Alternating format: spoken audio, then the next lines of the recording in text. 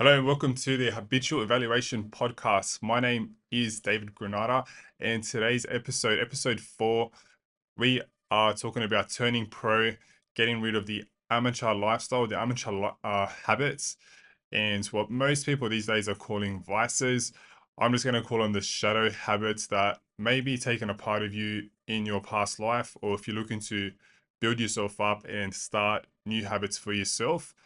We're going to deep dive into that as well and keep it realistic, keep it honest. I think there's too many morning routines going around these days, getting up early at a certain time, jumping into an ice bath, doing a form of meditation, and doing some voodoo dancing as well in the morning before you tackle on the most important task, which is obviously your goals or your purpose that you have set out for yourself. So you're just going to be wasting your time chasing this magical morning routine.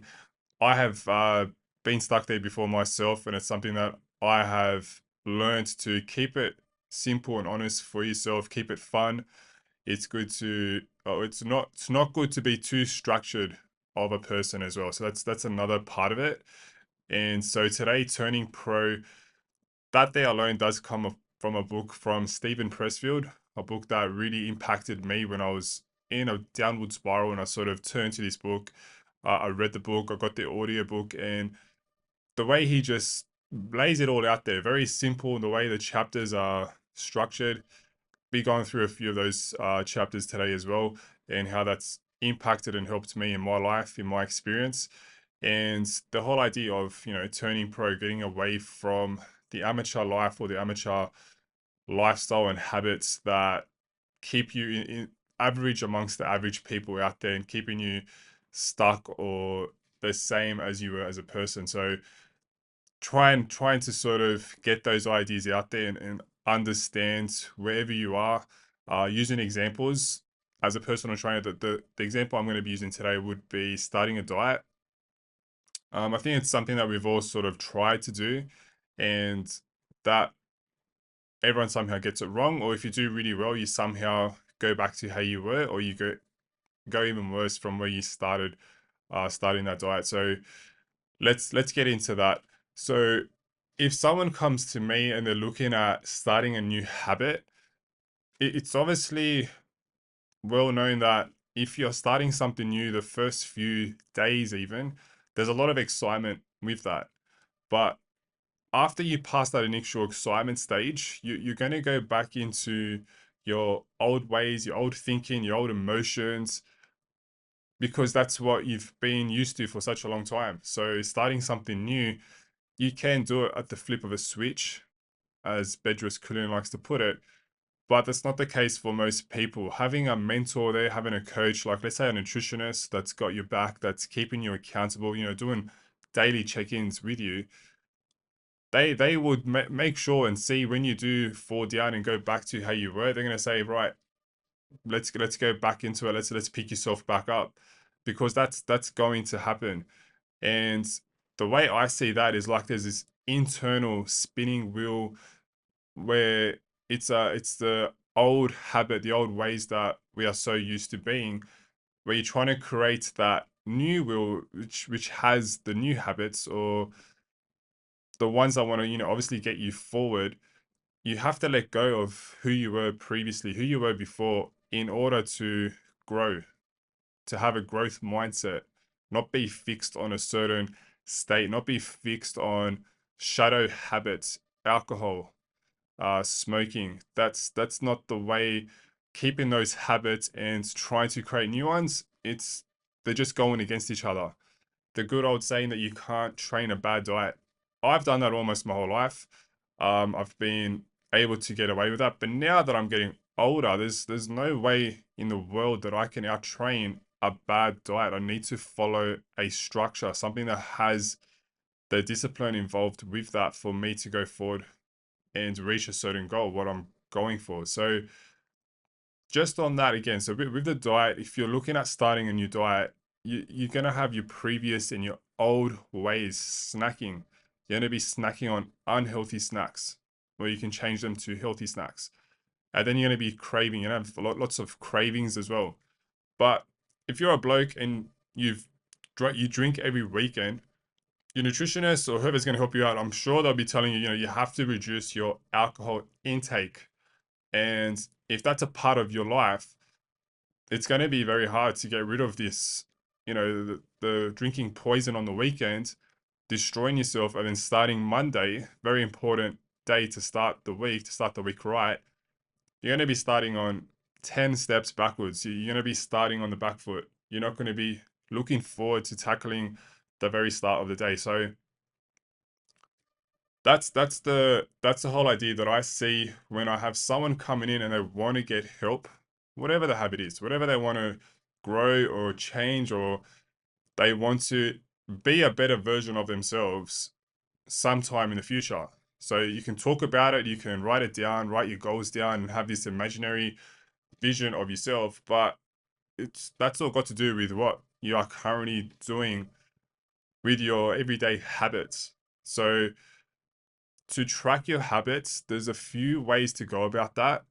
The one that's always worked for me, and going back in your older times, seeing someone like Marcus Aurelius, he was very good at structuring every single point, every hour of his day. I wouldn't go to that extreme. So you don't want to be a monk, you don't want to be like a priest where you're overly structured and just life becomes just about that.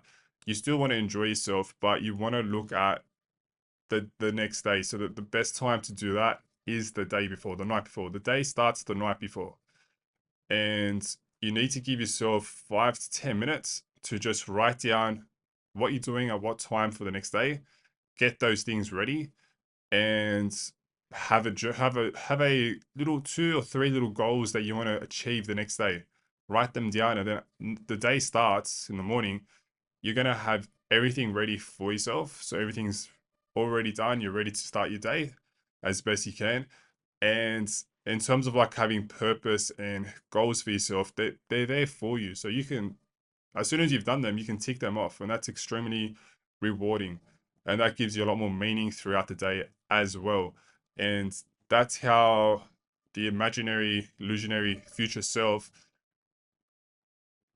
becomes more of a structured routine with the very habits that you currently are doing for yourself. So that's how I would go about that. If you're looking at starting any new habit, start the day before, have a journal. You can do it on your phone. I just get on my notes and just write tomorrow, and then I put the day, the date, and the times. Everything just goes in there, and then I can see what is getting done. What am I doing for that day? And I know if I just stick to that, get the small wins, I'm just building myself up as a person over time. And then obviously you want to challenge yourself, you want to grow, you want to see what you're doing on the weekends. Everyone fucks up on the weekends. Even myself, you go really good during the week, the weekend comes, everything goes out the window. And even for myself, like I'm now working back again, Saturday half days, and Sunday I have an hour or two to myself, just working on my business.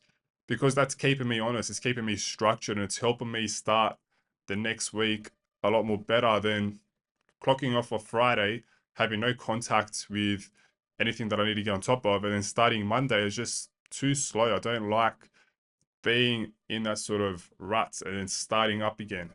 I've got the momentum, I've got the ball going, I'm not overworking, I'm enjoying myself, I've got time for the things that are important to me, but I've got it all structured in a way where creating structure for some reason has been this idea where you're taking away time from yourself. Until you actually start doing it, you start realizing it's the opposite effect.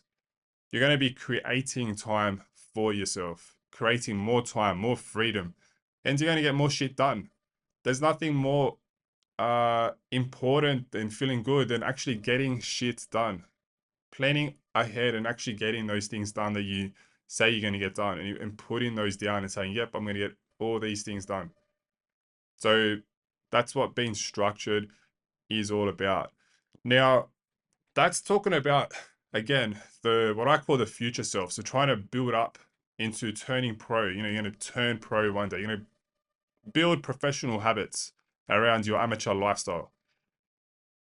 But let's talk about what stops you, or how many times you've tried the new diet. How many times have you tried going to the gym and you've tried a new fitness routine You've invested in a personal trainer, a strength coach, a new training app.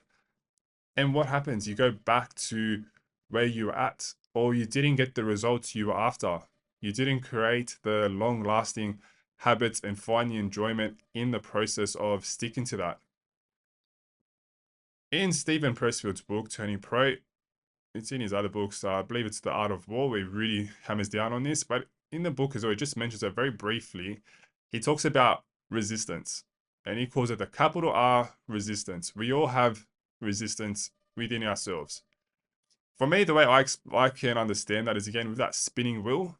If the wheel of resistance within you, your old habits, is spinning with so much momentum and force, there's no way in the world you're going to overcome that by keeping the same amateur habits in your life. You have to get rid of all that. You have to acknowledge all that. You need to go and get help.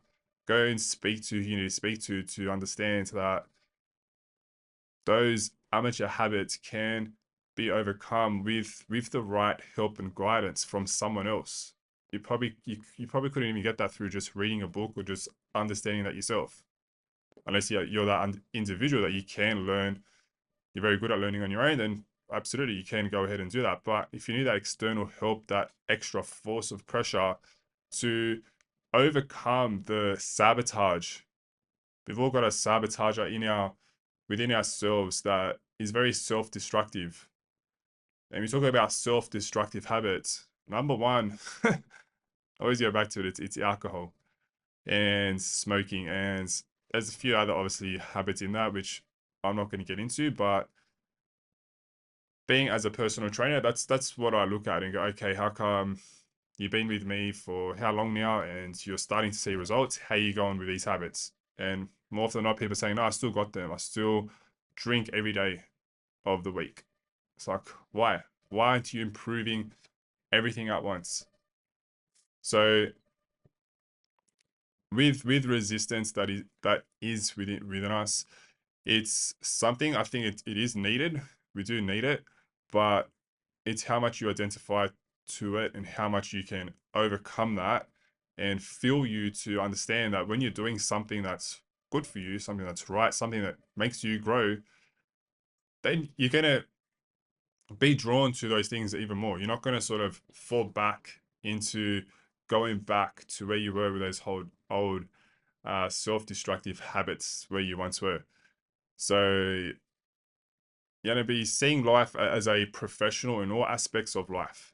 All aspects of life. So your relationships could be a lot more cleaner and better, more loving, more time with the people that care to you. Financially, you can obviously be saving a lot more, cutting back on spending money on stupid shit like cigarettes. Expensive cigarettes are here. It's absolutely insane. Financially, you can be getting ahead with that as well. Spiritually, you can be more open as a person and look into more spiritual books and podcasts and other spiritual ways to grow in that area as well. And then finally, just mentally do it yourself. Become a better structured person throughout your day and understands where you're wasting your time. It's crazy to think that we waste, and I'm not just talking about anyone, like we humans, but I'm talking about, like, very high achievers. They waste 50% of their day. 50% of their day is wasted looking at their phone. And you just say, even just saying that, staring at the screen, looking at the phone, devices, that's the world that we live in today. And we're talking about people that aren't, under 15 years old. Like, you drive past a bus stop and you've got all these school kids, every single one of them, 10 of them, and they're all glued down looking into their screen. Not one of them is interacting. Not one of them is showing a bit of life, enjoyment of just enjoy the being of just waiting for the bus to come. They're just glued and distracted from life with their phone. But we're talking about adults here, people that are experienced with life and know what it means to waste your time. Like, if you need to do it for business, I need to I pretty much do everything off my phone. Um, then yeah, there's that part of it too. If you find enjoyment, entertainment to being on social media, and it is social for you, then that's great. But most of the time, 50% of your day, if you're wasting your time on YouTube, on TikTok, like just flicking through different stupid pointless videos, and you're just destroying your brain, your attention. The amount of people that I work with and their attention is just not even there. I'll go out to them and they're paying me to help them with their physical health, yet they can't even give me their full attention. They'll be clonking out, they'll be just be zoning out, standing there, and I'm just like, let's get fucking with it. Like, what's going on? Because 50% of your day is just presently being there, but mentally you're fucking somewhere else. You're zoning out. And that's what we all somehow have become that. I'm guilty of that myself as well. And I've completely got to, if you want to build your habits around getting the fuck off your phone and getting rid of it, delete all the apps off your phone. There's no way you should have apps on your phone. Like, even if you have the notifications on there, forget about it. You got no chance. Delete all the apps. When you need to use it, download it. When you stop using it, delete it. Get rid of it. Because the only time you're going to use it again is when you're in a passive state. When you're passive and you're laying down, and you don't even need to get onto it for any reason other than just being distracted, wasting time. You're wasting your day. Doing what? I can go on for that for a while, but we'll leave that there. So that's the whole idea of what I'm talking about today. And the shadow, like with Stephen Pressfield, he's talking about shadow careers, and that is absolutely amazing. Sort of blew me away because I sort of went through that myself as starting out as like a security guard, and I really enjoyed that. I was really good. I used to drive around with my own little like security vehicle, and I used to go around different university campuses when I first started, and I absolutely loved that job. I was doing hours 6 p.m. to 6 a.m. Crazy hours, almost 4 or 5 times a week. I couldn't think of me doing that today. And with the shadow careers, like he's talking about, you're probably into something you think is good for you, but you're living as an amateur. You're not doing the professional service to everyone else and getting yourself out there to serve much more people or to put your message out there. And that's been my experience as well ever since becoming more into fitness and health, which I've always been into. But as I became a professional about it, it's been that change from switching from an amateur. Don't get me wrong, I still go, still do my security shifts here and there when I can. I do enjoy it, but as a personal trainer, it's been a massive shift, and it's exactly what I'm supposed to be doing, and doing this, communicating about it, talking about it. So that's quite interesting there. But I think about more of the shadow habits. That's what I would prefer to call it. And basically living like an amateur, having different vices that are weighing you or keeping you down. That is not the way to go about it. And to get help for that, firstly, acknowledge it. That's the first step. Acknowledge that you have a problem with that, and then seek the help, and then put a plan in place, and then every day write down what you need to be doing every single day, and then work it out on how you can stop sabotaging yourself, stop self-destructive habits that are destroying you. Make that a thing of the past, completely destroy that past self, and build upon other ways to be healthier and grow. Reading, get off the phone, start reading a book. The unhealthy snacks that you don't realize you're probably having, the extra unnecessary calories throughout the day, change those calories, or just don't eat. The alcohol, swap it over for, so they've got the non-alcoholic beers now. If I bring those up and everyone gets offended, so non-alcoholic beers, get onto that instead. The same taste, you just don't get the same buzz, but still, you're changing. It's better for you, isn't it? Anyways, I think that's it for today. That's all I have to say about Turning Pro. Very good book from Stephen Pressfield. And if you need help with that, you need help with your habits and building yourself into a growth mindset, if you need to make that switch, reach out to myself, and I'm happy to firstly make a strategy session for you and see where you're currently struggling in life. And from there, we can build something that's very realistic and very honest for yourself, not going with all the different morning routines that are just too unrealistic, but something that is realistic and doable for yourself. That's what it's all about. It's quite easy to have something in place. just on that note, you got something out there like 75 hard. If you don't know what 75 hard is, I believe it's created by Andy, don't know his last name, but 75 hard is an app and it has about 5 to 7 different tasks that you must complete every day. And I've done it once. And for 75 days straight, you have to do like 2 workouts, 45-minute workouts. They can be yoga or strength training in a gym, but one of them has to be outdoor. You have to drink a shitload of water. Like we're talking about 4, 5 liters of water. And then you have to read like 10 pages of a book. Take, excuse me, you have to take your progress photo every day. So take a photo, you upload it into the app. Then you obviously take your body weight, I believe is one of them. And then you just do like these lists. And you stick to it and you complete it and you do it and you finish the 75 hard. Obviously, everyone has to show that on social media and let the world know that I've completed 75 hard. It's very important. But for me, something like that, it's like the only thing I took away from that was how much water I was not drinking. So I learned that from doing something like that. But it's just so unrealistic. Like it's just complete bullshit because you get off it and then what? What do you do?